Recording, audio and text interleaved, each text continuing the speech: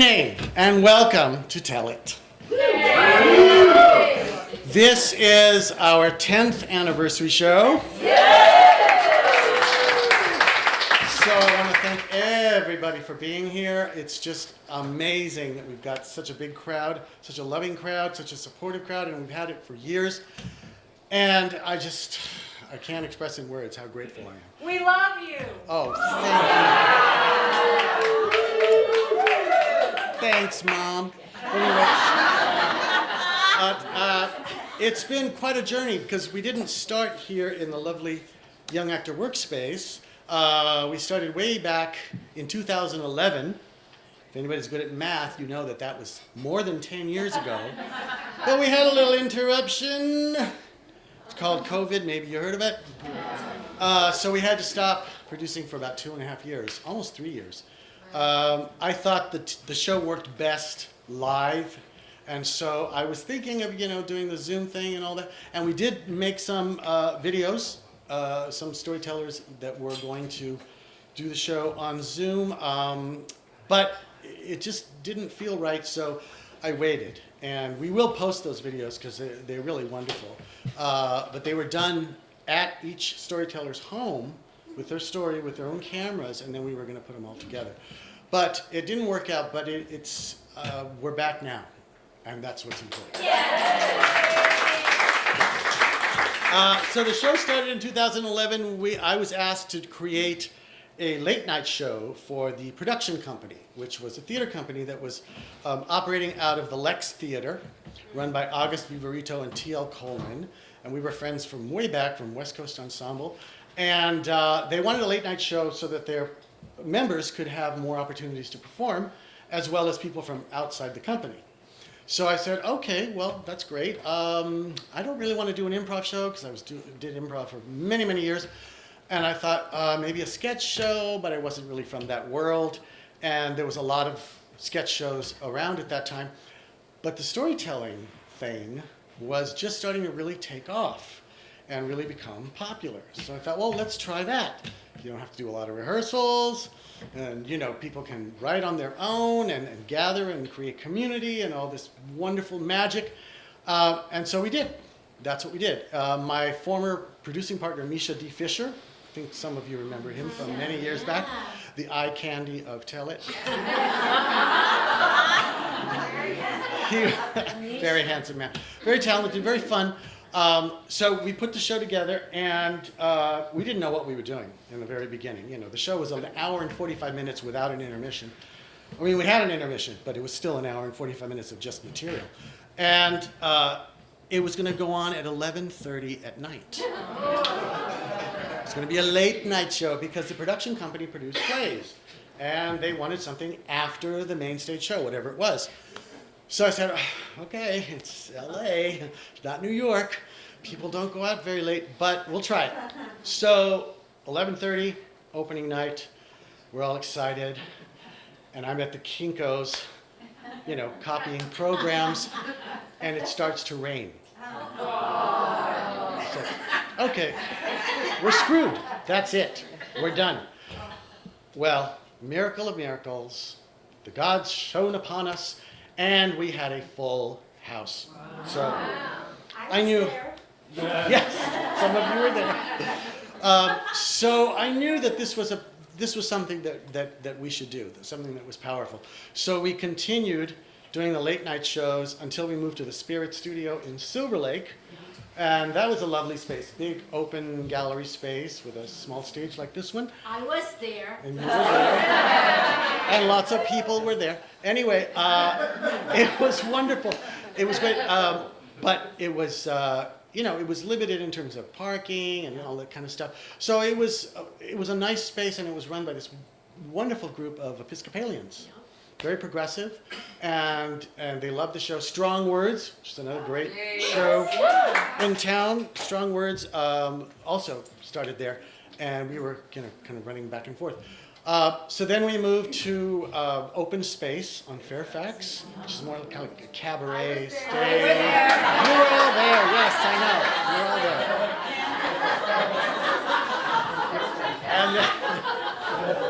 And then when they closed down, we moved over here to the lovely young actor there. workspace. And we were which is run by Lisa Picot and David Kaufman. We're sitting right over there, our lovely hosts. And what I enjoy most about this space is it's a very intimate space, as you can see. And it just lends itself very well to what this show is all about. So tonight, we are celebrating the 10th anniversary of the show. I cannot believe that this project has been going on, but it's because of all of you. And you. And me. And the support that we've had and the amazing talent that I've had the pleasure and the honor Yes. to present. That's That's us. really what it is. And tonight is no exception. Okay.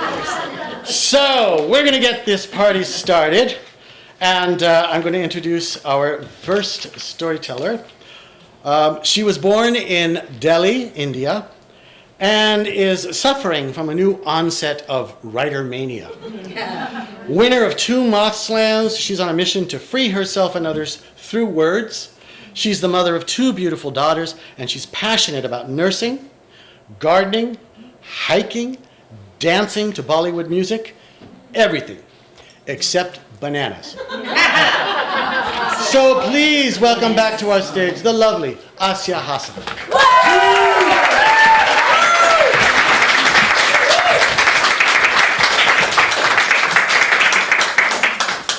Thank you. The title of my story is Birthday. Birthday. It was April 5th, 2020, my birthday. I was dolled up in a baby pink silk sari and kept glancing at the front door, around the room, expecting a birthday present from my husband. A beautifully wrapped one, a surprise with my favorite things. Anything would be nice. But now it was 10 p.m., raining, and I still hadn't found my present. No Amazon truck braked loudly. No front doorbell rang. My special day was about to be over, but I didn't want it to be over. So putting my pride aside, I asked him softly, my eyes focused on my fidgety pink toes, "Hey, John, where's my present?" But he blew up in a rage. I had never seen him blow up in a rage. This was shocking to me. Anger was turning his unshaven face red, darkening his sage green eyes as he leaned towards me, shaking both his hands palms up in the air, yelling, "It is COVID! How am I supposed to get your fucking birthday present?" What? I stared at him blankly. Who's this yelling man? Is this my husband, this man? Still in his red and green checkered Christmas pajamas? Glaring at me? Did he really start a fight about a birthday present? COVID! What did COVID have anything to do with my birthday present? But his words had slapped me, and I ran out in pain into the backyard, away from the room, rapidly filling with the poison of an unfolding truth that choked me. He didn't love me anymore. He didn't love me anymore. And as I lay crouched on a bare wooden patio swing, face up, warm tears blended with the cold rain, releasing my need to be loved by the man living in my house. Through April and May of 2020, both COVID and our marriage lingered. Then Rosa came into the picture in June of 2020, when we rented out our garage.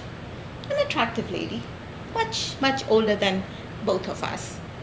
Since I was at work till 11 p.m. daily, I'm a nurse, my husband, who worked from home, ended up showing her the property and doing the paperwork. A few months later, I realized that my attractive elderly renter and my young handsome husband were becoming friends, going for groceries together, cooking barbecue at our home poolside, and chatting on the phone. I was glad that he'd found a friend and seemed so much happier. He called her old lady mother.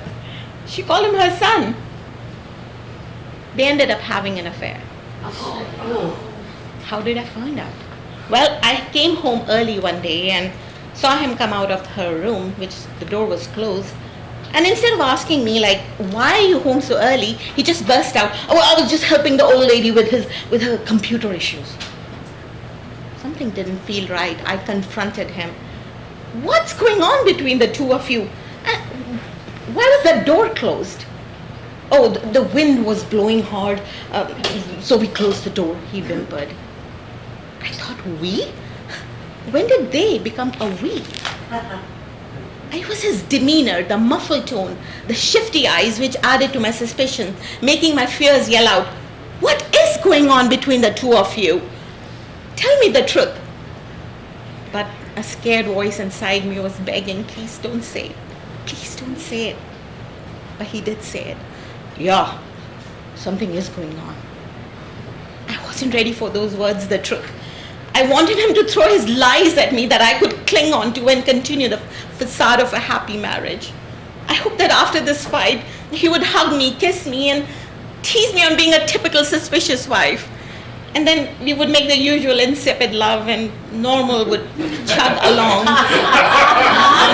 on the broken junctions of our marriage. But he did say those words. And I found myself editing the story I wanted to tell myself, narrowing my emotional lens to accommodate the ugly truth that, yes, they were having sex. I gave us both an escape route in a promptly created lie. Ha! She thinks cheap thrills. And he said, yeah, you know, cheap thrills. Our lies leaned on each other. During the next few days, Rosa left, insisting she was like his mother. During the next few days, hubby insisted she was like his mother. In the next few weeks, marriage therapy started. In the next 6 months, I found a text message on his work phone from Rosa. Meet me in the park, ETA 6:30. Another confrontation happens. This time he falls on his knees. Oh, forgive me, I messed up. I have a connection with her. We're not physically intimate. I had him pack his bags. Truth doesn't always set you free. Sometimes it jams you. I didn't know what to do. I was torn between wanting him and not wanting him. I knew they had had sex, but he kept insisting they had not. And his lie was a savior for me. It kept me alive. Months passed. He was now desperate to get back. I called him one night. The only way to get back is if you tell the truth. Did you have sex with her? He paused and then whispered, yes, I did. Oh gosh, those words were so hard to hear. I felt vomit shoot up in the back of my mouth. Grabbing the keys, I drove from 1 a.m. till 4 a.m. on some dim-lit streets of my neighborhood, blinded by my singeing cold street tears. On returning home, I saw he was back home, sleeping on the couch, fetal position. I couldn't sleep and waited till the morning to have him call Rosa on his cell phone. She picked up saying, hello, darling. Why are you calling me so early? I retorted back, it's not your darling. It's Asya, the wife, and you are on speaker. So, Rosa, my husband, who's sitting here right next to me, he's like a son to you, right? A weak yes was heard on the speaker. I was now clenching the phone, shivering with anger and disgust at her continuous lying. I wanted to claw her face and spit on his. But all I could do was yell into her phone. Really, Rosa?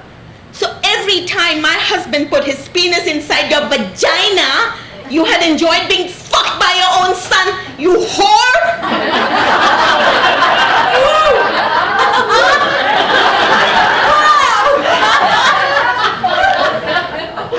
I threw that phone as far as I could, recoiling at the sound of my own words, then ran into my bedroom and collapsed, sobbing on my soft bed, which hugged me, my wrecked body, wrecked by the turbulence of a silent betrayal. There was nothing left to save that marriage. We got divorced.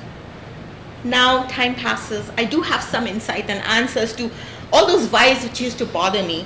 Why was my ex-husband cheating artist, con artist, so miserable all the time? Why did he have an affair with an elderly woman or mother figure or just anybody? Like, and why was I bargaining my insecurities about my size, my average looks, or his good looks, regardless of his behavior? Hubby had admitted once that he'd been cheating on me from the beginning of our marriage, hooking up on dating sites. Then came along COVID, where nobody touches anything or anybody. All relationships, social graces, and etiquette have come down to the survival of the cleanest. Nobody wanted the deadly COVID, which had its own commandments. Thou shalt not touch. Thou shalt maintain a 6 feet distance from another individual. Thou shalt wear a mask. Thou shalt not exchange fluids. Sex with strangers in hotel rooms or anywhere was now taboo, not worth the risk of dying. And the poor husband was stuck with me, a wife. He had nobody to play the cheating game with. His inventory had dried up. And then Rosa showed up at her doorstep. God sent. He was already horny. She got horny. There was COVID everywhere. They had no place to go. Our house was simply convenient. And I'm sure they washed their hands. With time, the little me grew and gained confidence. Made me believe I was okay, that he was a weak man and didn't show it. I was a strong woman but didn't know it. One day in yoga class, I saw my reflection after a calming yoga pose. Caught myself laughing, looking radiant, almost pretty, as a loose tendril caressed my perspiration-soaked face, making me wonder, is that me? Another day, I saw resolution in my eyes. Friends performed kintsugi on my broken heart, the Japanese art of reviving and broken objects with gold and silver dust. My friends used warm kisses, and families' hugs revived my soul. Birthdays can be rebirths. I did get my birthday present that night, the courage to face the truth. That evening and this evening, I'm wearing the same baby pink outfit I wore for my birthday that day. But the outfit is wearing a different me.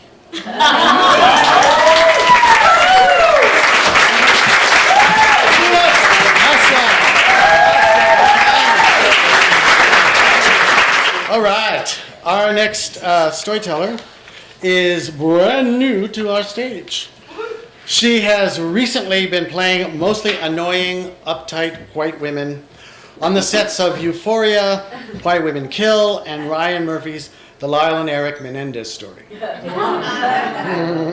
She wrote and is currently performing the play The Jailbait Chronicles alongside a Greek chorus at the Fanatic Salon. She adapted her solo show, Apocalypse Not Now, into a half-hour dark comedy TV pilot. She's never gotten the memo to give up. Tonight's story is dedicated to her late mom, Gail, who laid pipe for that credo by enduring and making it all look easy, which we know it can sometimes not be. Please welcome for the first time here at Tell It, Clara York.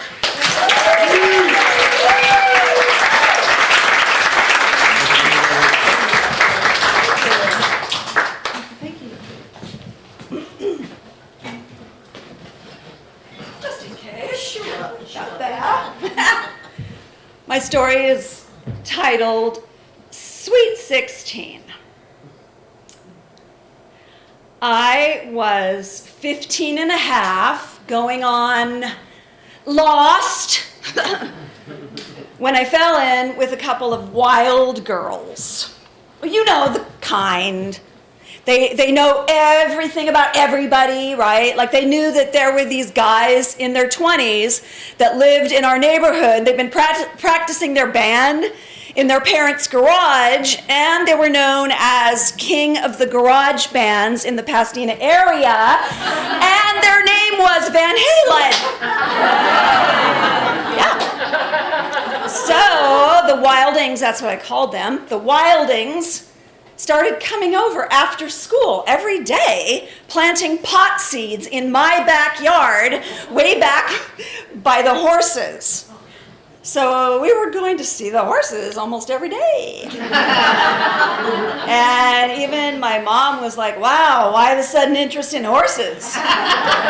Understand, these were not horsies like in My Little Pony, like, oh, I love my pony because it's soft, and I'm having a latent sexual relationship with it because I'm scared shitless of the boys at school. No.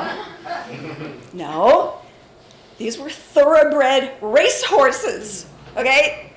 In my backyard, like, trample you down for a laugh, kill you on a school day if they felt like it. But even with the danger, I was okay with it because it sort of felt like I was becoming popular. So one day, the Wildings came over, but something was different. Something was up. Oh yeah, they were all smiley. Yeah, and they handed me a card, a very special 16th birthday party, it said. What? Van Halen will be playing. Where? In your backyard. And then in tiny lettering, all you have to do is ask your dad. Okay, look, I may have been in fright or flight mode on account of my rageaholic dad deciding to lose his job, or losing his job and then deciding to buy racehorses. But I wasn't an idiot. I knew what he was doing. I mean, I knew what they were doing. They were pimping out my birthday, in my big backyard in order to get in with the band. But I was okay with it because it sort of felt like friendship. So I got the nerve to ask my dad. He was in a trance-like state, smoking a cigar, watching the horse races on our 12-inch black and white TV, right? And we didn't speak since the incident with my algebra homework. Something about the power of zero, I don't know. Anyway, stunned by the unusual interruption, he kind of jerked into consciousness, and his eyes lit up like the on-light of an old, rusted-out machine. How many friends do you have? How many people can we fit on our property?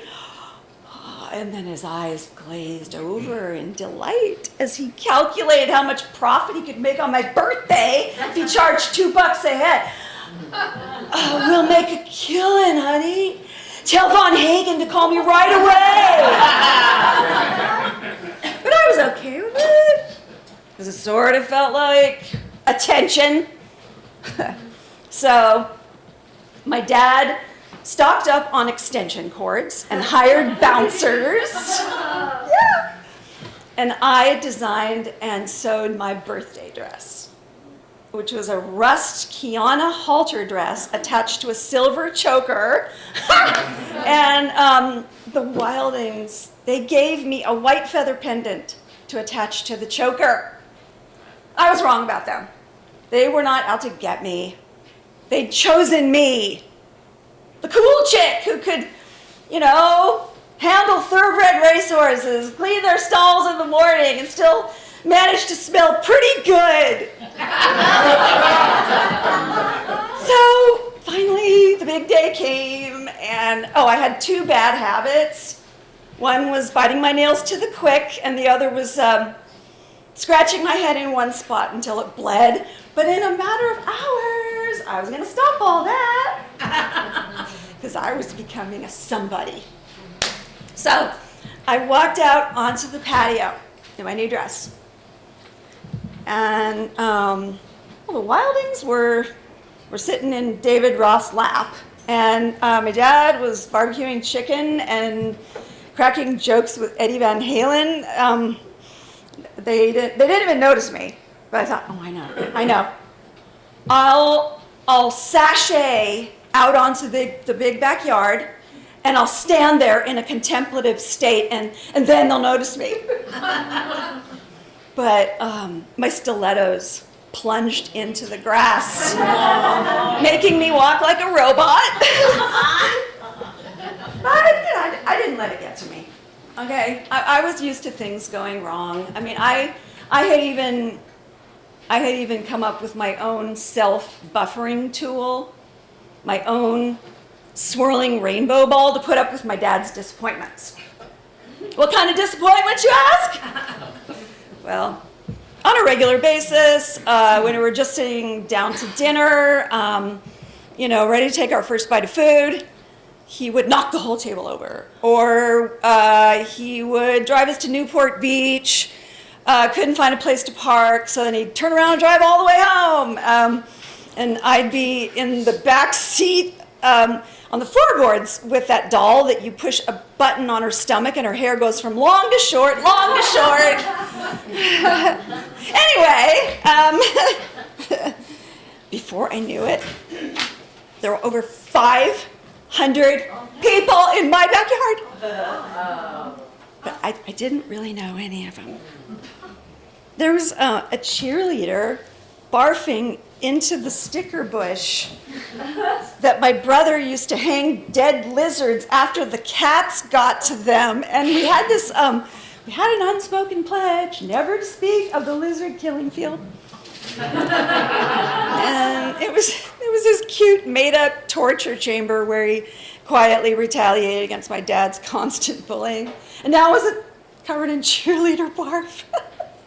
Suddenly, the band, they started singing happy birthday to me.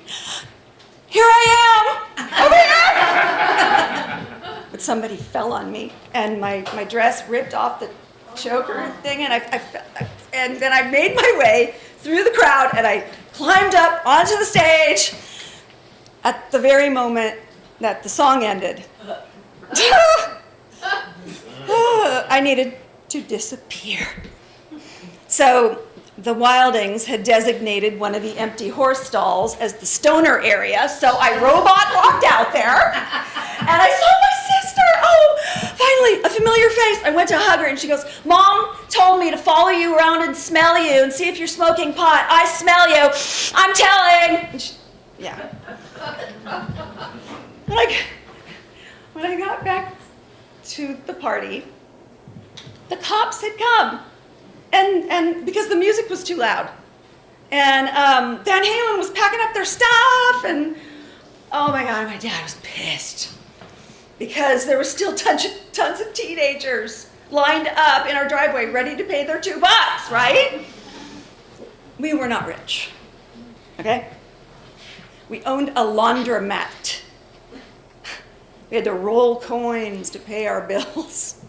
So my dad was like, oh no, and he walked up to the police and said, I'm gonna need proof that the music is too loud. So, get this, the cops got back in their cars, and Van Halen got back up on stage and kept playing. My dad had foiled the cops and Van Halen. His brain was firing on all its angry synapses. See, what they didn't know was that my dad was a physicist, and he was working on the Apollo rockets until 4 years ago when he got laid off. They were dealing with a frickin' rocket scientist. So anyway, a couple hours later, they bring back the decibel meter, and my dad says, I'm gonna need a warrant for you to come onto my property. So the cops came back like a couple hours later and shut the party down, but not until my dad made his killing. Yeah. My sister told my mom that I was growing pot trees in the backyard, and my mom tore them all out, and the Wildings never came over again. It's because one was with David Roth, and the other was with Michael Anthony, and they got what they wanted.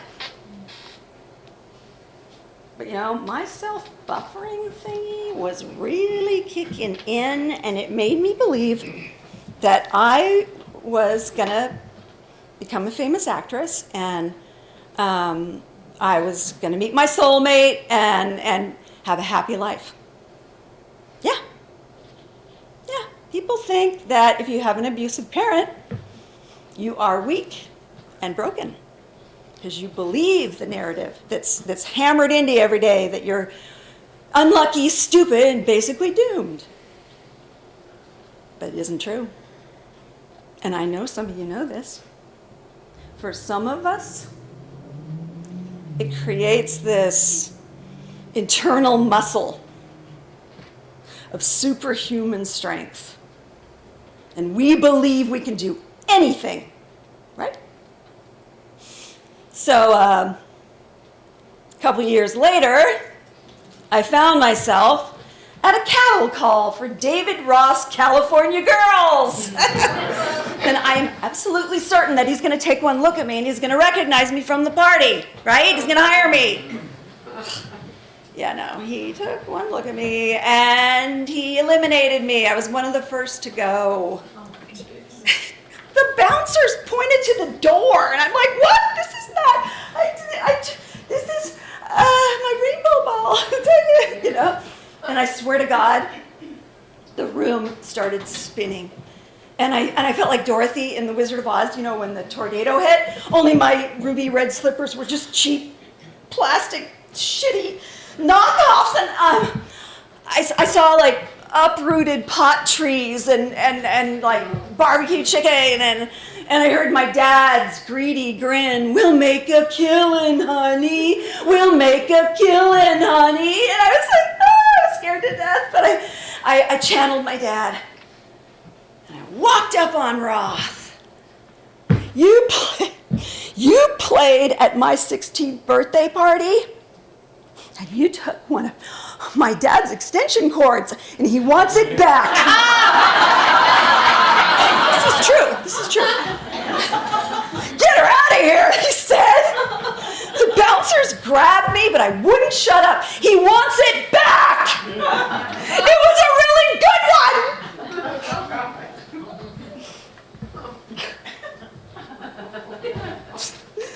Oh God, my dad died about 5 years ago, and he was pissed that he couldn't beat his cancer.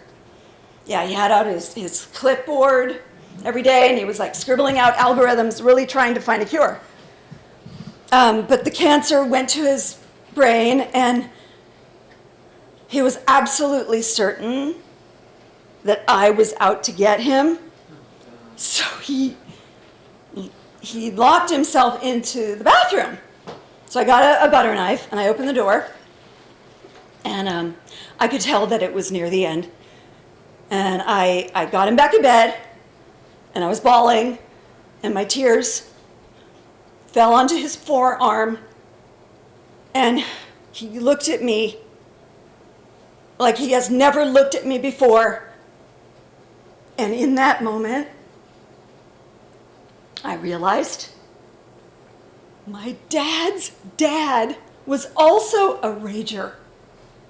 My dad had his own self-buffering tool, his own, rainbow ball, his own delusions of grandeur. And he went on to be a rocket scientist. So I said, Dad, you were the best role model a lost girl could ever have. Thank you.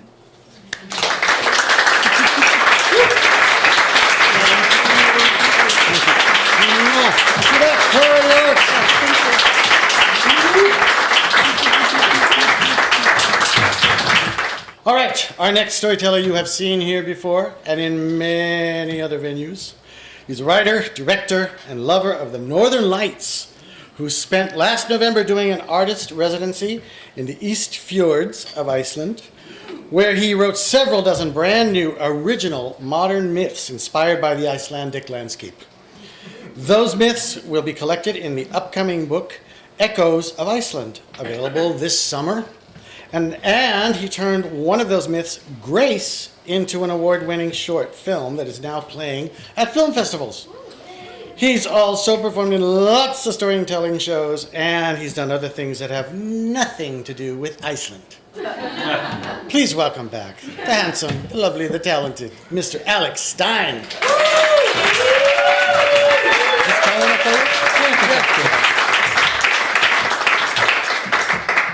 Thank you all for being here. Thank you, Pablo. Thank you. 10, really 13 years of Tell It. One thing at a time. My wife tells me that I am insufficiently self-promotional, so I have this book called Tales from the Trail, short fiction about dogs, mushing, and sled dog races, available all over the world. And here tonight for a special 10th anniversary Tell It price of whatever you want to pay. Which, to be honest, I like to do in hopes that someday someone will pay me $6,000 for a book. And by the way, there will be a short sing-along here.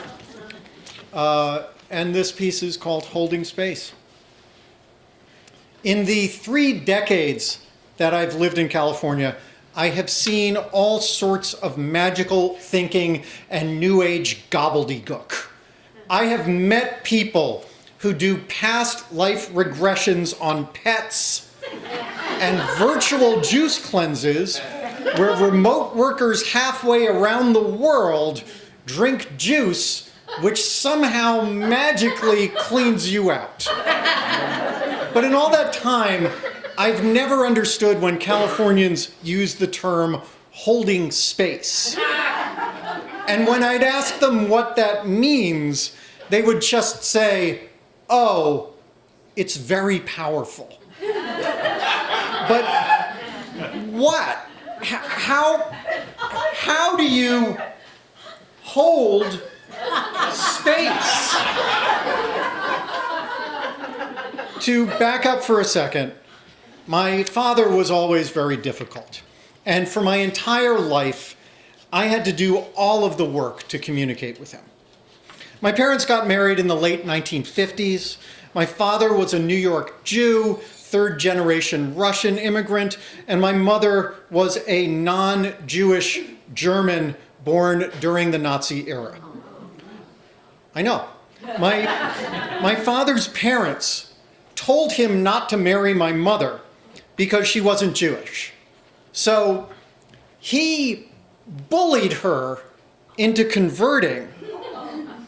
And needless to say, that didn't satisfy his parents because that was never the real issue at a time when the Holocaust still seemed very fresh and recent for American Jews. Fairly recently, and by that I mean 25 years ago. And don't even get me started on how the early 80s were actually 40 years ago, and that's the real reason why kids today don't know the song Hold Me Now by the Thompson Twins, and not, as I suspect, because kids today just have shitty taste in music. So 25 years ago, I said to my dad, you know, the real problem your parents had with Mom is not that she wasn't Jewish, but that she was German. You realize that, right? And he thought about it for a minute, and then he said, no, I don't think so. Which is just fucking crazy, especially since my father was a psychiatrist.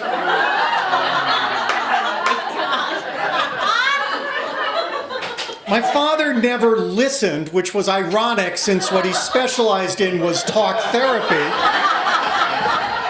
He would ask me the same questions over and over again and literally could never remember the jobs I had, the projects I'd worked on, or even exactly what it is that I do for a living.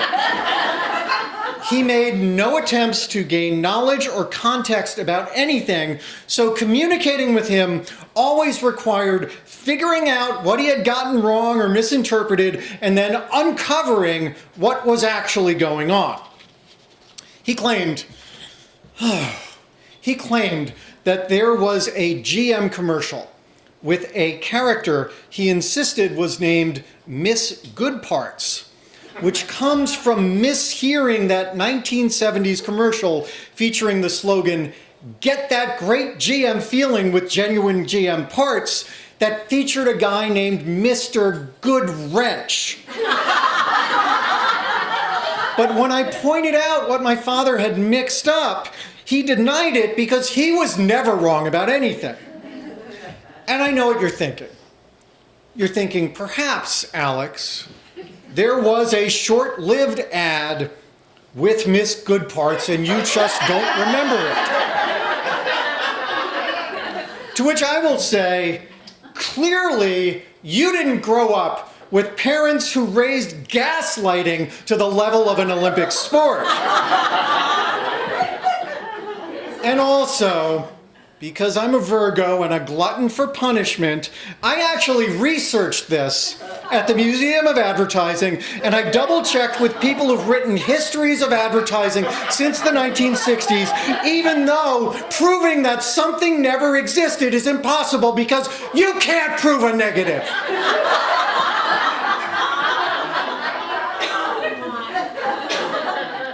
This may explain my constant migraines and heartburn when I was a kid.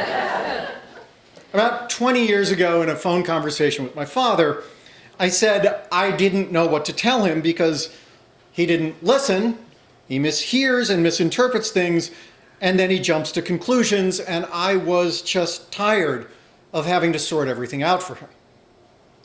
An hour later, he sent me an email that said, and I quote, "I'm sorry you feel that your mother and I don't love you."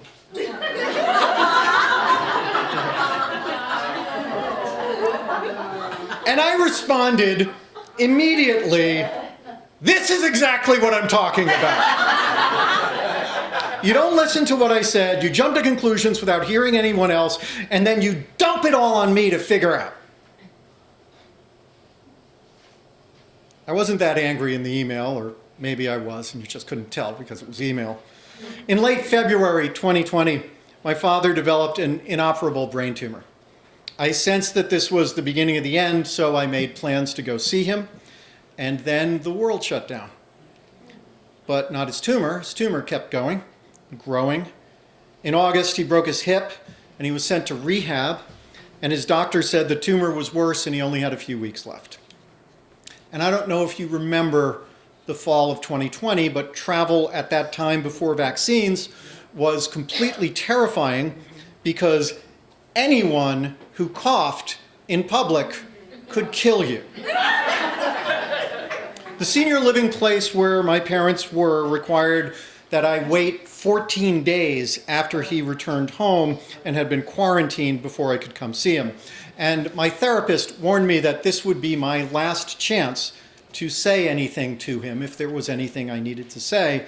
And it took many sessions for me to realize there was nothing I needed to say. I flew to Massachusetts and had to drive 2 hours to get to him. And I'm not claiming that this was the most stressful trip I ever took, but I did search weed maps for recreational marijuana dispensaries in the area. And I may have checked the edibles menu and visited the dispensary and made a purchase. When I got to my dad's, he was awake and alert. And I sat down next to his bed and he said, "You and I have not always seen eye to eye about things." And I thought, here we go. This is it. This is what he feels like he needs to say to me. This is the reason that he has kept himself alive and waited until I could come visit him. And I answered, no, we have not always seen eye to eye. But rather than continuing, he had an enormous coughing jack. And when it was over, he did not remember what he was going to say.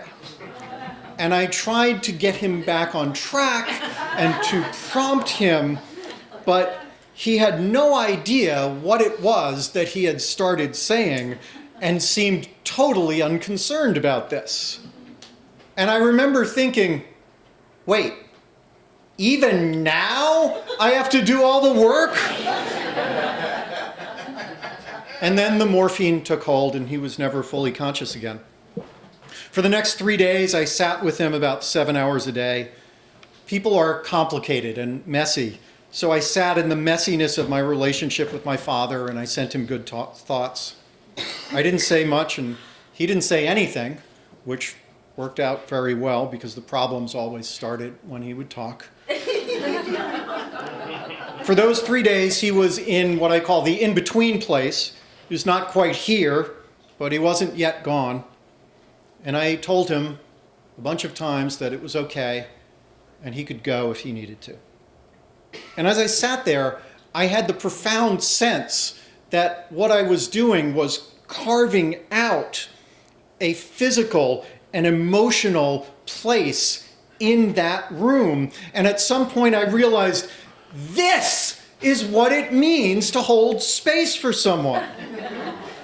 And yes, there was power and grace in that more than I imagined. My father, weakened by a lifelong need to be right about everything, despite frequently being wrong, lacked the strength to hold space for anyone. It fell to me to be present and grounded when he could not be. In the end, I got to sit there with him. I desperately wish that he could have done better at any point in my life or his. But I give him credit for doing the best that he could, just like I give myself credit for doing the best that I could with him. He died the day after I flew back to California, without ever telling me the thing he thought was so important that he made himself stay alive to say it, leaving me, as always, to figure his shit out. I'm told that I am the world's worst Jew, incidentally. I am told that there is a Jewish tradition to light candles on the anniversary of deaths. So 1 year after my father died, I got a yahrzeit candle for him. This is not a yahrzeit candle. Yahrzeit candles, you leave them burning until they go out on their own. It probably wouldn't surprise you to know, since I am the world's worst Jew, that I do not know any Hebrew prayers, perhaps because of my family history, but I do believe that it's the intention that counts, right? So when I lit that candle, I thought there was no better way to honor my father than to sing his favorite song, which is, of course, the Teddy Bears Picnic. This song...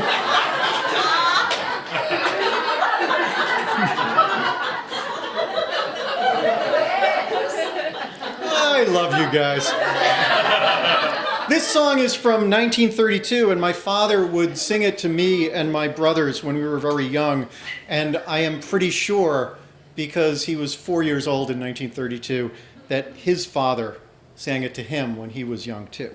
So, if you know it, please, now we come to the sing-along part, sing along.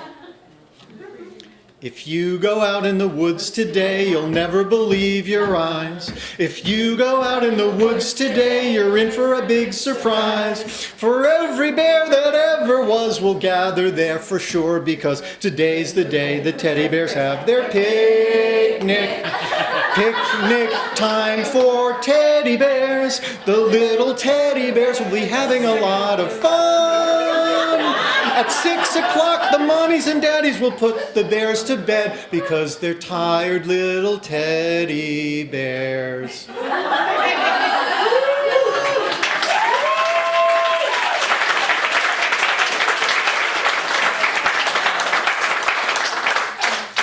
Good night, Dad.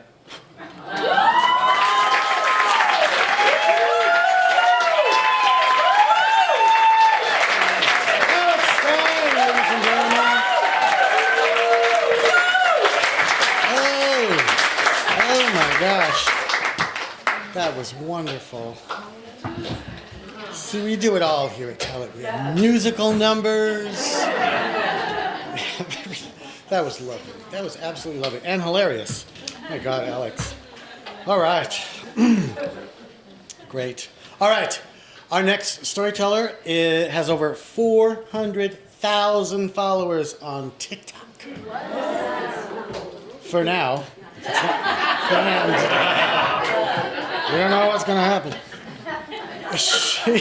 She was the recurring Doris Clompus on Seinfeld and has written humorous essays for NPR's Morning Edition, the New York Times, the LA Times, and many, many more publications. She is about to tour the U.S. with the Moth Main Stage for the second time.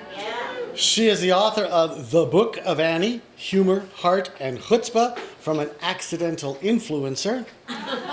She has copies here tonight, so you can purchase them and get the word from the horse's mouth, which they're for sale, and I would love for them all to be gone by this evening. All right? That way, we know. That's not what I meant. I meant because I want Annie to have lots of sales. All right, show's over. Please welcome back one of our dear favorites, the fabulous Annie Corson. Is this high? Yeah, is it high enough for you? You want it higher? That's good. The name of my piece is Why I Hate Young People.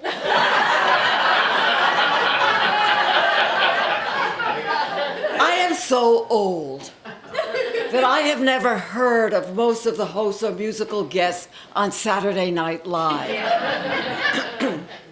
I'm so old that I do not understand the difference between upload and download, a JPEG and a PDF, or CBD or CBG. And if you really want to give me a stroke, ask me to text you a screenshot. I am older than I ever expected to be, and I don't quite understand how it happened, because emotionally, I'm the same person I was when I was 16. I still think about boys, and I still hate my hair. Getting old seems to have occurred while my back was turned, and I gotta tell you, the challenges take some getting used to. Like, we're having dinner, and the waiter says to my husband, "Sir, would you care for a cocktail?" And then he turns to me, he says, "And how about you, young lady?"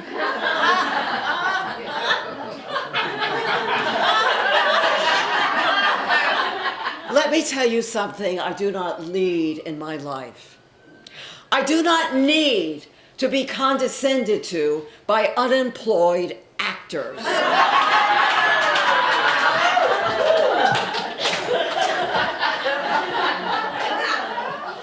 Betty is Danish, so we spent a lot of time in Copenhagen. So you can imagine my shock when we saw in the middle of Town Hall Square this huge billboard with a white-haired older couple, totally naked from the waist up. He's standing behind her with his hands covering her breasts, and the billboard says, "Dom Perignon for those special occasions."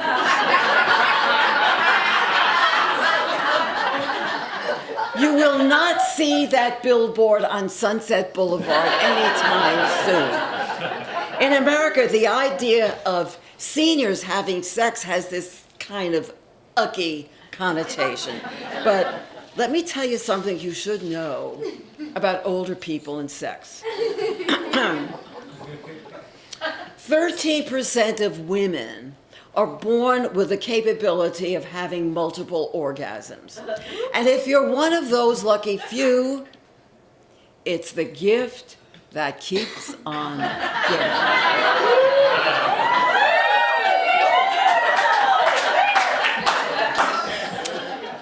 Young people have frequent casual sex.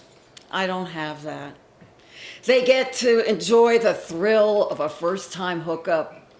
I don't have that. But here's what I do have.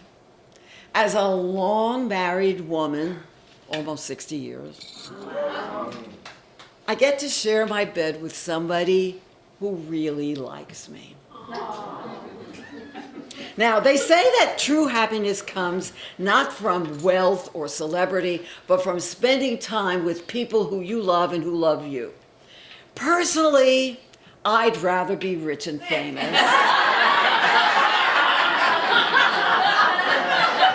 But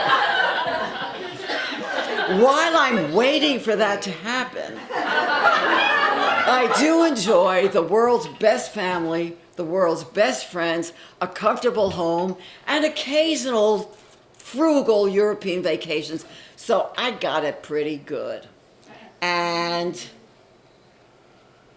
when I turned 70, which is quite a while ago, 15 years actually, I decided not to apologize for it, but to celebrate it. First, the family took me to Spago in Beverly Hills for a fancy-dancy feast, and Chef Wolfgang Puck was so engrossed with conversing with our charming table that he totally forgot about his own guest and left her waiting for a long time. And that guest was Martha Stewart. And I am just enough of a superficial, shallow showbiz whore to get a big kick out of that. The next night, we invited about 35 people for an evening of dinner, dancing, songs, skits, and speeches all about me and how wonderful I am. I wrote Benny's speech for him.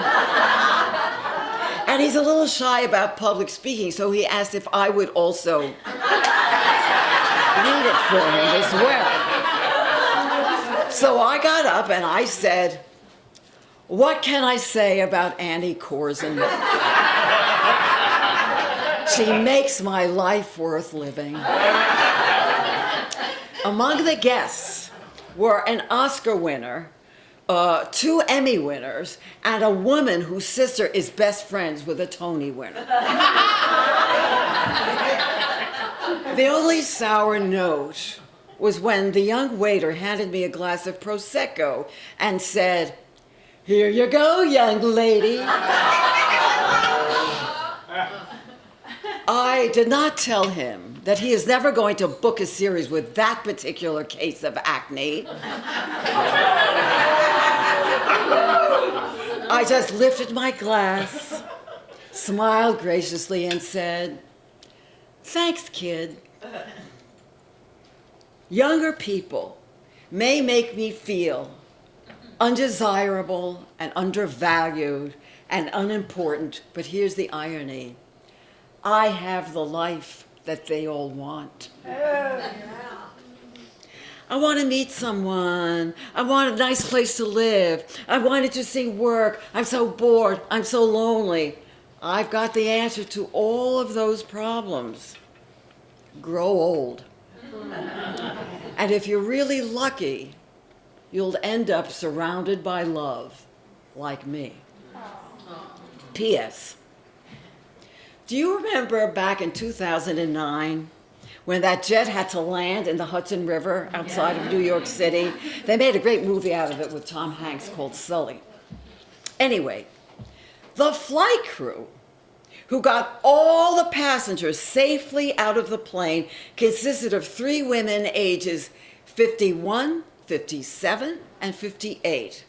They were mature, experienced professionals who got drilled in this kind of emergency evacuation once a year. So between the 3 of them, they had practiced it 82 times.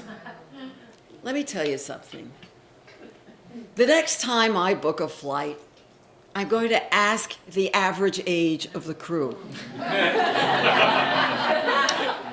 And if it's a bunch of if it's a bunch of skinny ass 30-somethings, I ain't getting on that plane. Thank you.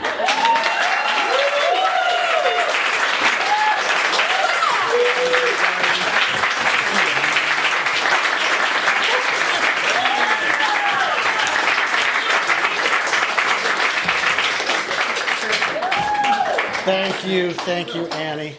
Oh boy, yeah, birthdays. But it's so glorious to see you still doing everything. All right, we've come to the intermission of the show. Please check out the books, Alex's and Annie's, and sign up on our mailing list. It's on the table right near the door. Sign up on the mailing list if you're not on our mailing list. We have shows coming up for the rest of the year in June, August, October, and December. All right, so we perform every other month with different themes, different storytellers. If you're interested in telling a story in the show, talk to me. And we've got lots of refreshments out there. And then after the show, we're going to have a party. So please enjoy. Thank you.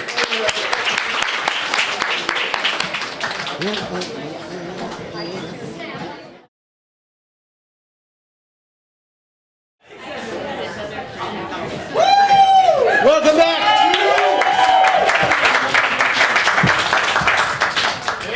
I'm going to sit down for a little bit.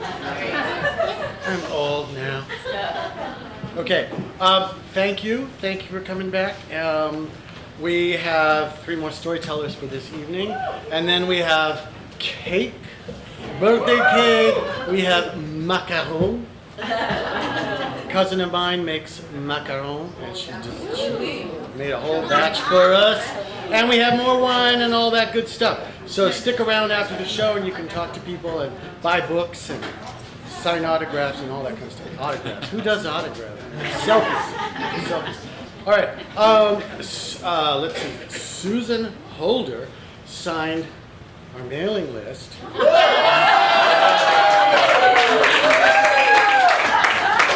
But look, Pablo, there's all these empty spaces. So if you're not on our mailing list, please get on it. It's like, that's how we keep in touch and let you know what's happening. I could have signed all of them. You have that many emails? Many emails. Okay, so be sure to do that so we can keep in touch and let you know what's going on. This really is an incredible community, by the way. There are lots of wonderful storytelling shows throughout this city. Almost every night you can go see a storytelling show. But we're only here for, every other month, so we like to keep people in touch with what's going on. But there are lots of other wonderful storytellers and storytelling shows. This is the best. But this is the best one. That goes without saying. Okay. No, it's really been a blast. What else was I going to tell you? Something else. Now I can't remember. Okay, so onward. Our next storyteller originally is from the East Coast. She's from a showbiz family. She decided to become a psychotherapist in order to deal with her crazy upbringing. Currently, she has a private practice in Hollywood and treats individuals, couples, and families. And she's an addiction specialist who sees a lot of people in the entertainment industry. I wonder why. She's very excited to be performing at Tell It Again, and we're always excited to have her here. Please welcome the fabulous Michelle Weber.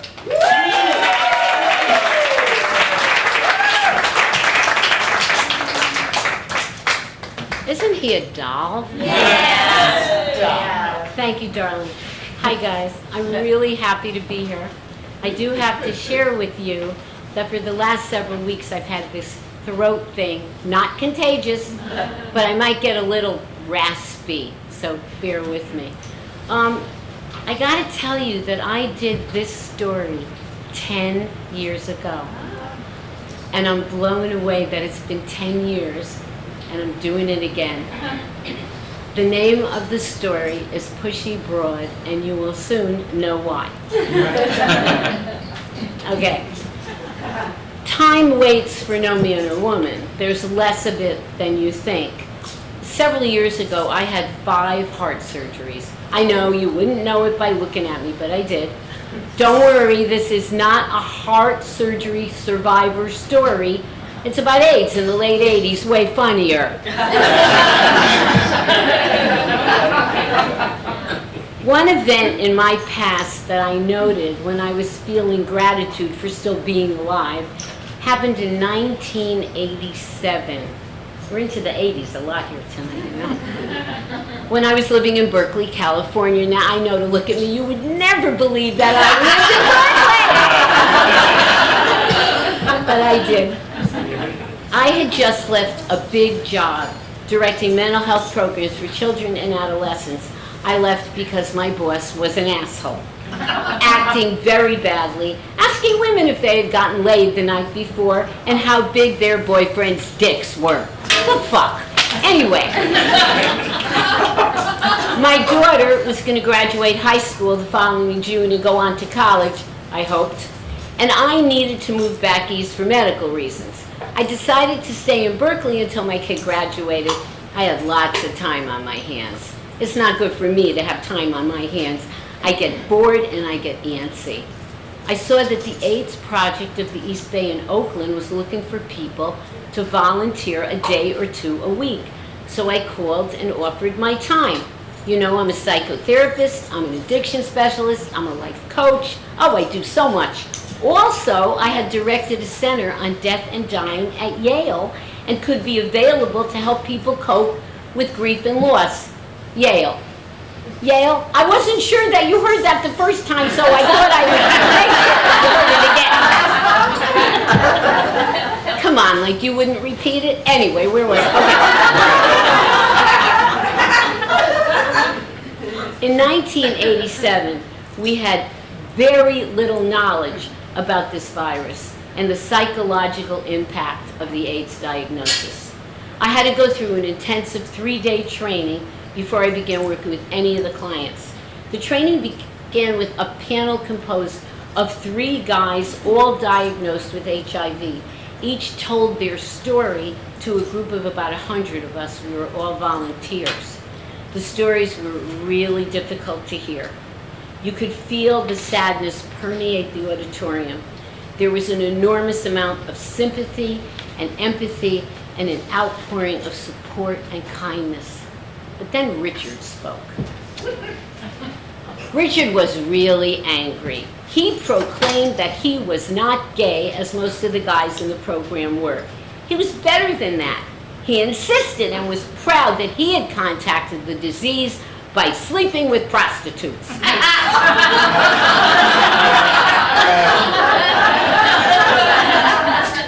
The more he spoke, the angrier he became. He felt sure that once he made it clear that he did not wave a rainbow flag and he never hooked up with gay men, people would realize he did not deserve this disease like the homos did. Well, the training ended. Several days later, I received a call from Diane, the clinical director, with the name of my first client, and I was psyched, and it was Richard!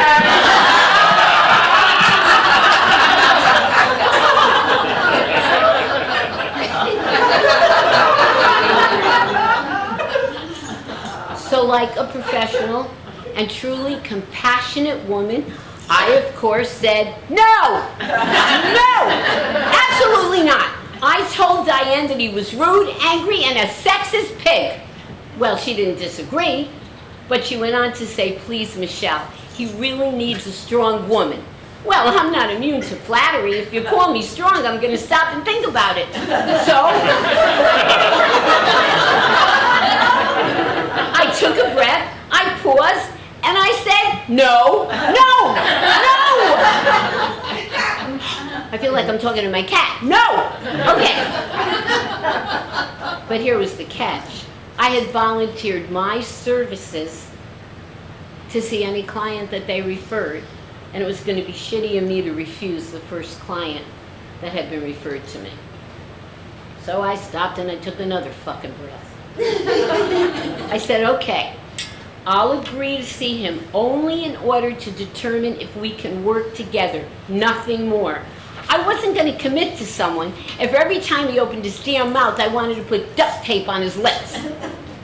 When I told Diane I would see him, little did I know that he refused to see me because he said I was a pushy broad. And he didn't like pushy people. Loud loudmouth Richard, who was claiming superiority over gays by proudly announcing his love for hookers, said I was too pushy? What? Oh, come on. Anyway, the director then informed me that Richard had been involved with some incidents of domestic violence as well. Terrific! What the fuck am I getting myself into? When can I start? Fuck. Okay. I called him and we made arrangements to meet for lunch in a few days. When I walked into the restaurant, I saw that he was dressed in a suit and tie, and when he saw me, he stood up and pulled out my chair for me. The gay-bashing John with anger issues and dislike for pushy people pulled out my chair for me. Now take note of how much that matters. Guys, I'm truly a feminist with contradictions.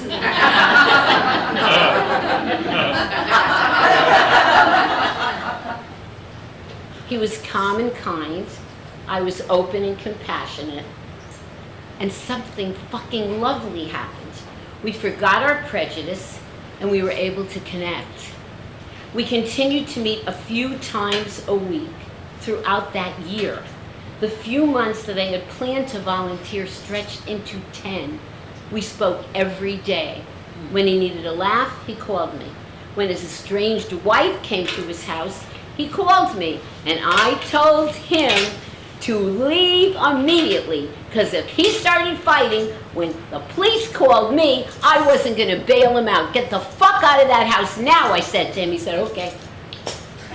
When he went for his treatment, which in those days meant up to a week in the hospital, he called me every day, sometimes several times a day. In those days, AIDS was a death sentence, and guys all around me were dying. But Richard kept going. The hooker-loving Energizer bunny with some rage in his heart.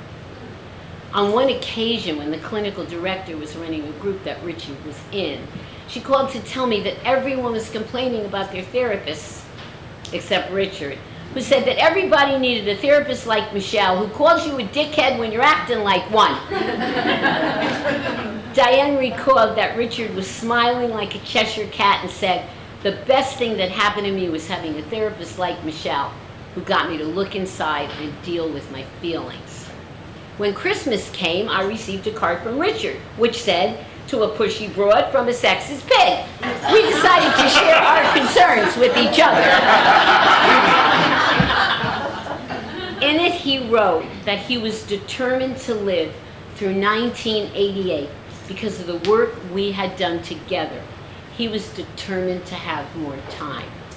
Several months later, in June, he and I said goodbye. He left for Arizona, I left for the East Coast. He continued to call me every Sunday. As the days went on, he became weaker and weaker. He had become really ill. One Sunday morning, his voice was so weak that I could hardly hear him. He told me that he was really tired and he didn't want to hold on anymore. I told him that if he wanted to, he could let go. He thanked me and we said goodbye. That was the last time we ever spoke. Excuse me, this is hard. His girlfriend called a few days later to tell me that he had died, and that before he passed, he asked her to make sure to call me and thank me for the work that we had done together. And you know what, guys? A week later, I changed my license plate to Pushy Broad. And I dedicated it to Richard. Yes, Richard, a man who reminded me how precious time is, how there is only this minute, and it's as good or as bad, as difficult or as compassionate as you decide to make it. It doesn't matter how much time you have. It's what you do with it. Be kind, be compassionate, and always be a pushy broad for love.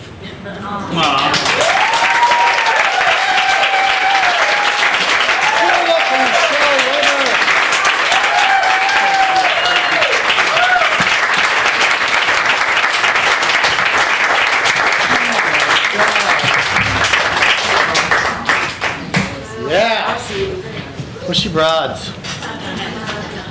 All my life. Bushy Broads. No, seriously, they've gotten me through my life. Bushy Broads. That was lovely. Thank That you. was lovely. And I'm so glad you did it 10 years ago. Yep. It was actually 13 years ago. Yeah. Oh my, yeah. Okay, I'm so glad you brought it back to us. All right, our next storyteller is a native Angelino. And Moth Story Slam winner. His biggest passion is travel, which is a great way to pick up new stories. Sean and his partner recently survived driving around the sharp cliffs and tall mountains of New Zealand. Yes, their first time driving on the other side of the road. By day, he works at a nonprofit that helps those living with arthritis, helping to tell their stories and increase awareness. So we're thrilled to have him back. Please welcome the lovely Sean Ewart. Is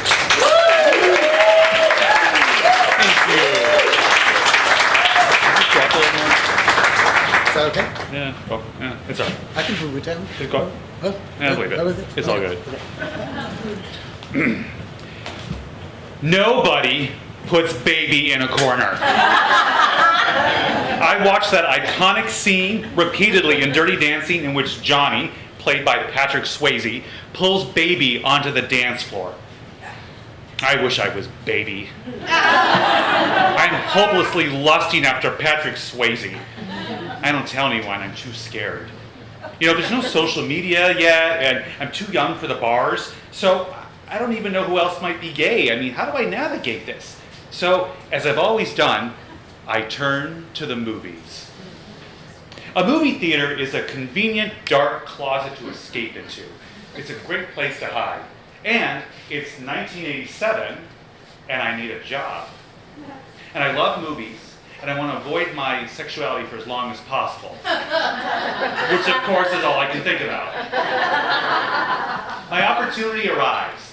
A new movie theater is open just down the street, and it's a Pepto-Bismol colored eightplex that looks like the circus is eternally in town. It possesses full 1980s dynasty glamour.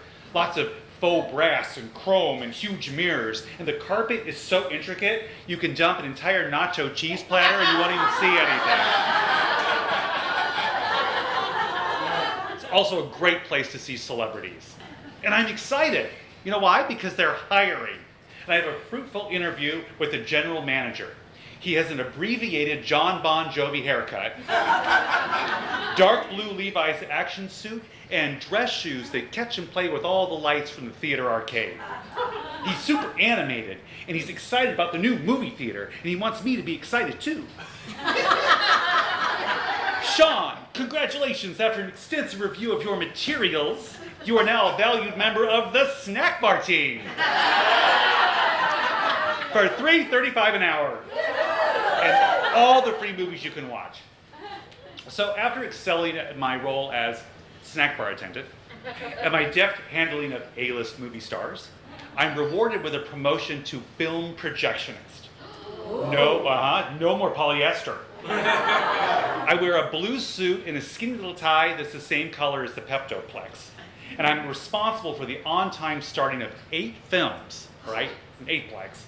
And I keep them clean at night and I thread them. Okay, so my very first projector, it's my very first time alone doing this.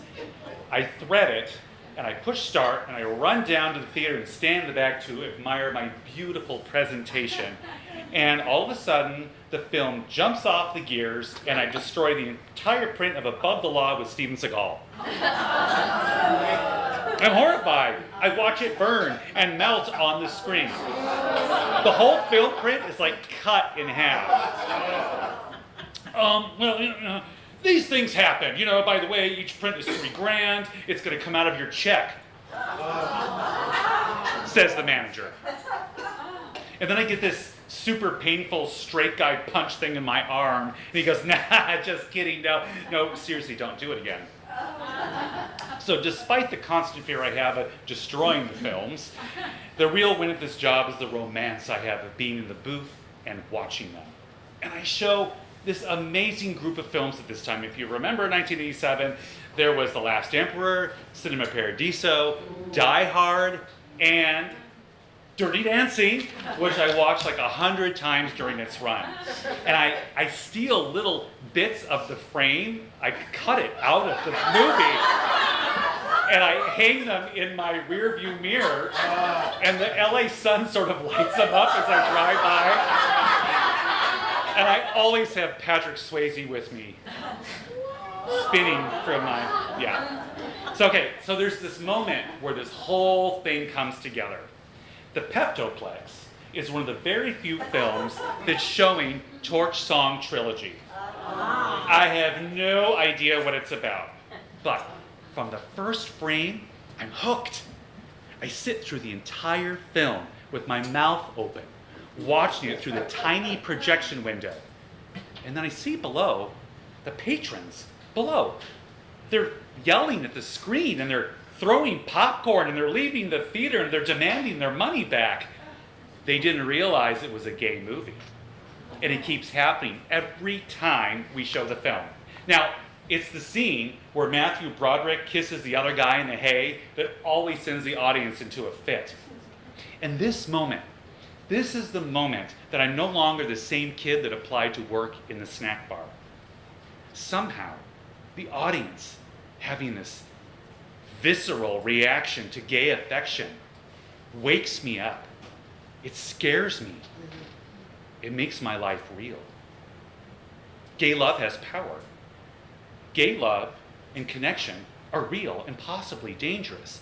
A gay kiss can cause a riot. Oh wow, I am totally turned on by this film and scared out of my mind. All right, so the early 1990s, I leave the Peptoplex and transfer to college out of state. And frankly, I am totally relieved to quit this job because it is tough work pretending to be straight. I mean, right? I mean, it feels like there's a gay you, like another you, just like under your skin all the time, trying to get out. And it's really painful. So while I'm in school, I sit on the floor of every LGBTQ bookstore I can find, reading books, self-help books, to figure out what it's like to be gay, and to see if I get cruised. And I have this aha moment that reading gay self-help books perhaps isn't the hottest thing to do while looking for sex. So I decide to put things into action and go into my first gay bar. I enter the bar. Everyone stares at me and then looks away. No one seems to care, which is kind of comforting. I mean, the sky didn't fall. And I'm dazzled by this disco ball that's in the shape of cowboy boots, just spinning. And I style my hair into a Caesar hairdo. And I have pride rings, if anyone remembers those, and knit vests from Structure. I dance with my right hand in the air and a drink in my left. And the bar shows a film on the wall, and I'm so glad it's not me showing it, because I'm looking for my own personal Patrick Swayze. When I come back for a visit, I make a special trip to the Peptoplex to see the gay-themed Philadelphia. My old co-workers are still there. The general manager, his shiny shoes, everyone. But I changed. The manager sees me and says, "Whoa, boy, you've gotten ballsy." It's true. I tell him about my boyfriend, the bars, my late-night sexy dancing life. After I watch Philadelphia and I walk into the management office to say hi, everyone steps away from me. I take a step in, they take a step back. No one will shake my hand. And I think, what the hell's going on? Oh, then it dawns on me. Just like some of the characters in Philadelphia, they all think I have AIDS, because all gay people have AIDS. The more I try to be friendly, the more distant they get and the faster they leave me. So this is 1993, and it is the dark ages of social networking and information revolution. And for better or worse, people knew less. The romance of nostalgia for my cinema days was over, just like that, the end. I adjust my gay pride rings, and I run my hands over my hair in the shiny lobby mirror and push my way through the multiplex doors. I literally leave the closet behind because nobody puts baby in the corner.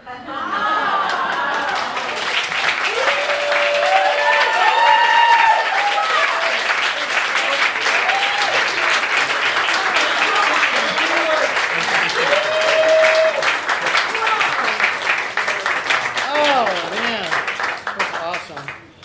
Woo, those were times. I remember all too well. You know, going into places and going, I hope they don't think that I'm not straight. Crazy, crazy. Thank you. Thank you for sharing that. All right, I wish we could have seen you in the whole outfit. You know? I have a picture. It's not on social media. That's awesome. Okay, so our final storyteller is, in addition to producing the personal essay show, The Pez Show, for what felt like a slow motion century, Alex is also an actual working actress of virtually no acclaim. But it is likely that she's best known for being the Hi Janice gal in the American Home Shield commercial, where she was being blown down the street by her faulty air conditioner. Remember that? Yeah. And while yes, that was a fantastic performance, they don't give awards to 30-second commercials that run ad nauseum until the entire world never wants to see your face again. She is excited to celebrate Tellet's birthday and my birthday, which is so sweet. It was on Wednesday. And what she wants to let y'all know is, let's get wrecked, y'all! Please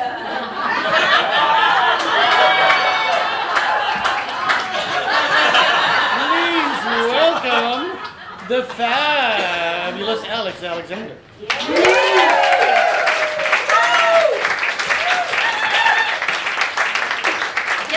Happy birthday to Tellet and Pablo. Did you do it on purpose? Your birthday month? No, it's just I like the 420 thing more than I like that too. I don't hate it. I don't hate that either. But I'm going to tell you something. Here's a secret. I'm going to come clean. I do not get the furor over birthdays. Yeah, I know. I get it. I get your silence. I understand. It's very prevalent, the furor over birthdays. I am clearly the problem. I am the oddball. I get it. As I age, I am not all that interested in announcing to the world that I'm a year older. Now, I'm not afraid of aging. I just don't want to wear a beauty queen banner announcing my march towards Social Security, which may or may not be there when I get to. It will be. It's right around. It's right around the corner. I'm okay.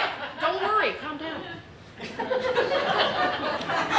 So that's why I'm not all that into birthdays now, but I really never was into birthdays, and so I wondered for a long time if I could point out a behavior or an incident in my life that caused me to be indifferent about my birthday. Now, I would say it's because I'm the youngest of three and I got a lot of attention and affection, so I didn't need a birthday set aside for that. But for those of you who know me, and for those of you who've heard my other essays, you know that's not the case. I was so desperate for attention that when I was 4, my older brother used to give me a nickel every time I would drop my panties in front of his sleepover buddies who would get really grossed out and laugh about it, but I'd be 25 cents richer.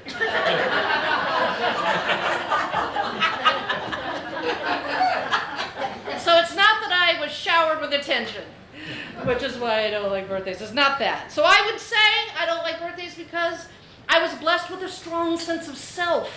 But for any of you who know me, or if you've heard any of my previous essays, you know that's not true. I once told a boy I was a lesbian just because I didn't want to have to kiss him goodnight. I wasn't blessed with a strong sense of self. So that's not why I don't need birthdays. I would say maybe it's because my mother and father were negligent and careless and managed to scar birthdays for me forever, and while that is partially true, for those of you who know me and have heard my previous essays, it wasn't my birthdays they were careless about and negligent of so much as everything about me that makes me me. So So I can't blame it on that. That would be everything, not just birthdays. Jeez. They did throw me birthdays. I remember one where my mother baked me that cake where it was a ball gown, and the ball gown was the cake, and then you shoved the Barbie down inside of it. Right? I remember that, and the Barbie is part of your gift. And then, for those of you who know me or have heard my previous essays, you know, it didn't take long for that little princess to end up tied up in the little S&M closet I had made.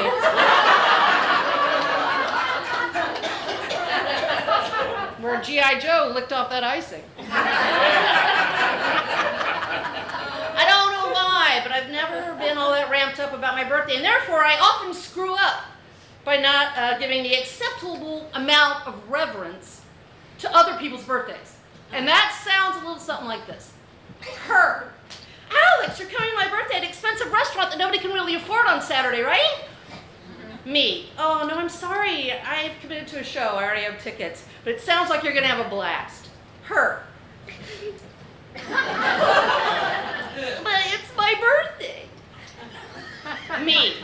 Oh, I know, I'm so happy to be invited, but, you know, I have tickets, and I made this plans a long time ago. I get 1 day a year. That's about me, okay? It's the 1 day I allow myself a babysitter for more than 60 goddamn seconds, and I thought my friends would want to come be with me for a couple of fucking hours. Okay, sorry, what's the address again? Really looking forward to it. Just as an aside, I saw her for 3 seconds on my way out the door. It would not have mattered if I had gone to that birthday party, but I'm not bitter.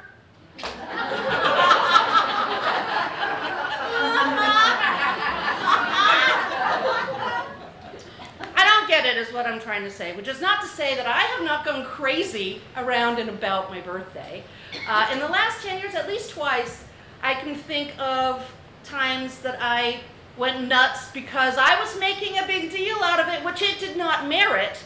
And when everyone around me didn't give it as much attention, I lost my extremely drunken shit. I would give more details, but they are fuzzy. Suffice to say, there was much controlling behavior on my part, including but not limited to telling people where they could sit and with whom they could speak at my birthday party, topped off with crying and over-the-top beggy sort of apologizing that goes something like this. Me. I'm sorry. I love you. You know I love you, right? I'm such an asshole! Him. Alex. Shh. I have to live here.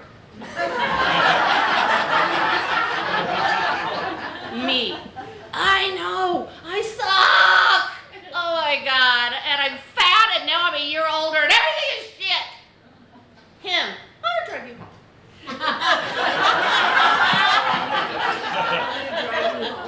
Where are your keys? Oh my God, did I show you this funny keychain? It's a rubber chicken that squeaks.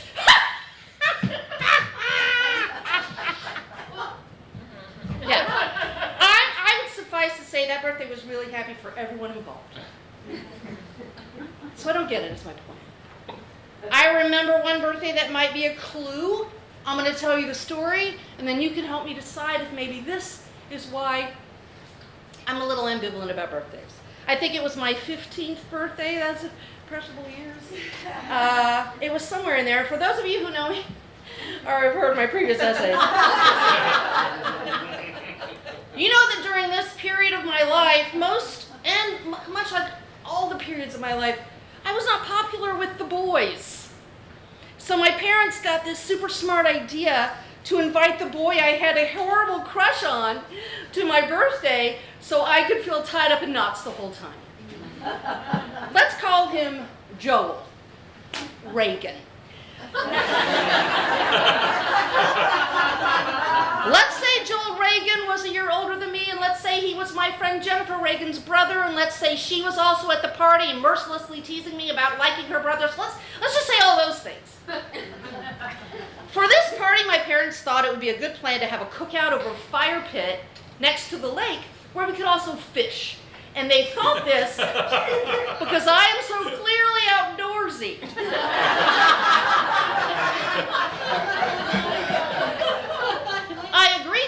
because I knew that Joel liked to fish and I wanted Joel to have a good time on my birthday. The week before this, my brother, my older brother, taught me how to cast. And we did it in the den, which was really a garage that somebody had paneled over in the 70s. And so it was a long room, and we would just cast down the hallway over and over because he wanted me to look like I knew what I was doing when I got to the party. And then he also walked me through what to expect, like how to tell if I had a bite and how to reel the fish in, etc. But here's the thing, unless you've experienced catching a fish, you don't know how to catch a fish. That's going to be important information in just a minute. We went to the lake and we staked out a picnic table and the fire pit was blaring and we all had fishing poles because we all lived in tiny town Tennessee. I cast my line. Joel was impressed. I reeled it in slowly, making quippy jokes, pretending to know what I was doing. And this went on for a while and I just thought the party was going swimmingly. As far as I was concerned, I was doing great. Nobody was getting a bite, but I was on point. We ate hot dogs, we drank soda, we talked about the 1960s Batman show starring Adam West that was rerunning on a local station after school, and then we went back to fishing. And then this time, I positioned myself a little closer to Joel. And as the sun starts to set, I see that little floaty thing bob under the water. You guys, I got a bite. So I jerk on the line to hook the fish in the mouth before it can eat the worm and let go, right? And so I start to reel it in. Holy giant water creature, Batman! That fucker was strong. I held on for a couple of seconds and then, thank God, the fish got away. How big was that fucking fish? I was not sure I wanted to deal with a fish that big. And male people around me were very excited. And I was getting a lot of male attention.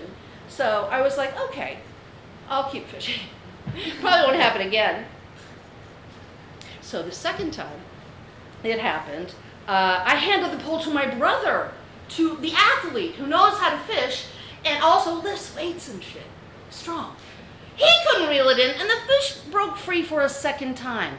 Now, yes, I cannot say for sure if it was the same fish. But for those of you who have heard my previous essays, I'm afraid of lakes, and I was then thinking, if that's not the same fish, then there are schools of fish the size of Great Danes in the lake, and if we do reel it in, whomever has the cojones to try to take it off the line is going to lose a couple of digits. And that did not sound like a good time to me. But at that point, I was convinced that I was going to be done with that activity, but Joel had taken it upon himself to coach me, right? So he had stood beside me and showed me how to brace the line on my thigh, and he had positioned me in certain ways, and this coaching activity involved some touching and positioning, and I was enjoying that activity, so I kept fishing. All right, the sun was setting, the fire was crackling, I was basking in the attention from Joel and the approval of my father, and I got a third bite, and I want to point out, nobody else got a bite! I don't know how to fish, I got 3 bites. This sucker was so strong that I was ready to let go of the very expensive fishing pole that my brother had lent me, but I didn't want to throw all that good coaching away. That would be disrespectful. So I held on, and I pulled back, and then I leaned into a reel, and the spool moved like a half a turn, and then I pulled back more, and I tried to lean in, but it wasn't happening because I was a weak 15-year-old girl with no upper body strength, and I had never fished before, and I had clearly caught a freshwater marlin.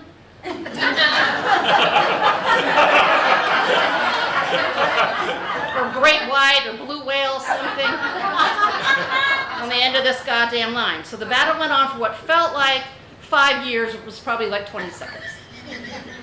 I pulled and tried to reel, pulled and tried to reel, and then what ended up happening was that fish pulled me into the lake! Face first, completely submerged, wet. And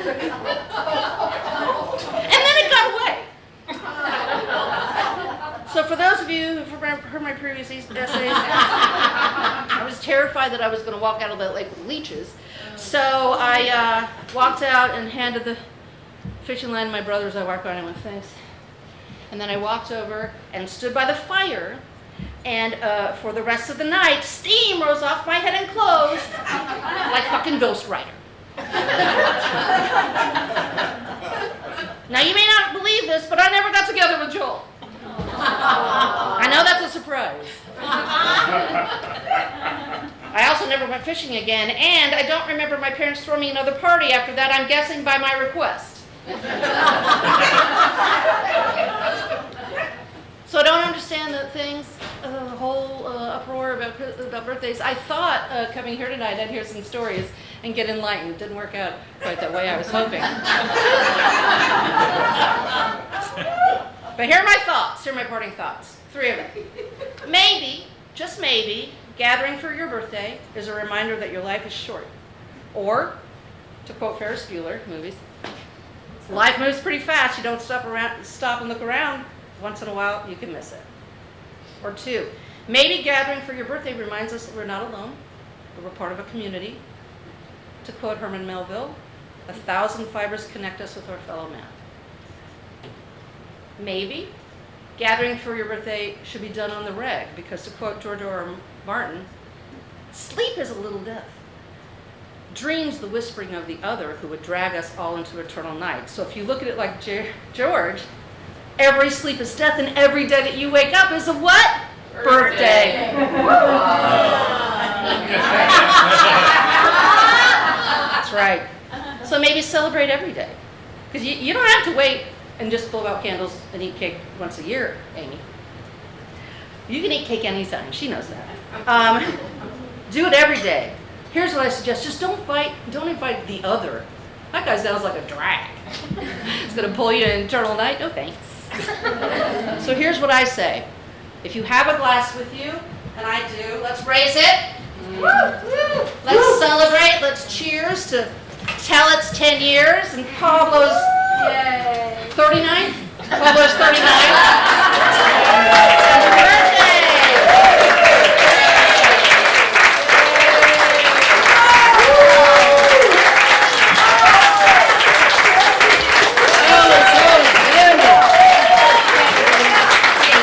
Oh my gosh.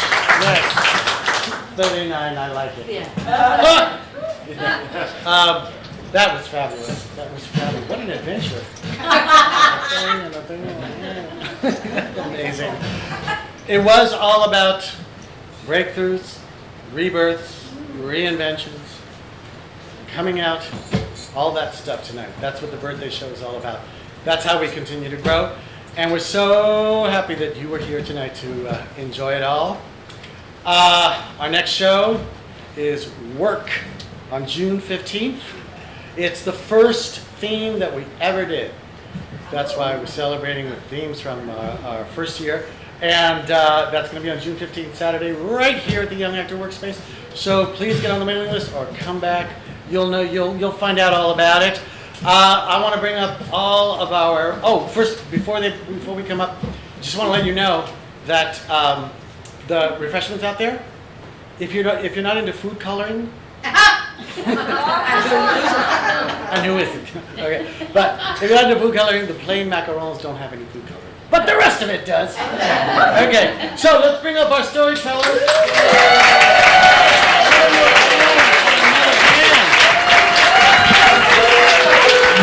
Give it up. Sarah York, Asha Hassan, Alex Stein, Annie Closer, Sonia,